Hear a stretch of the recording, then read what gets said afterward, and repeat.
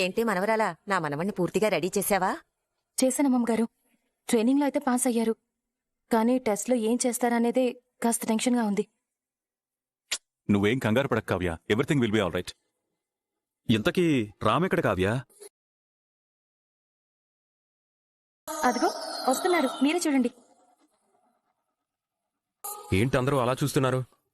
నేనేమైనా వేరే గ్రహం నుంచి వచ్చానా ఏంటి? నేను మీ మనిషినే కదా.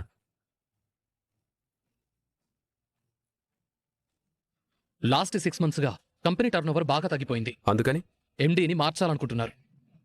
నువ్వున్న కండిషన్కి అసలు కంపెనీలో గతంలో జరిగిన డీల్స్ గురించి నీకేమన్నా తెలుసా? మీ నాన్నగారు బోర్డు మెంబర్గా ఉన్నప్పుడు జింబాబ్వే నుంచి ఇల్లీగల్గా గోల్డ్ తీసుకొచ్చి మన కంపెనీలో పెట్టడానికి ట్రై చేశారు.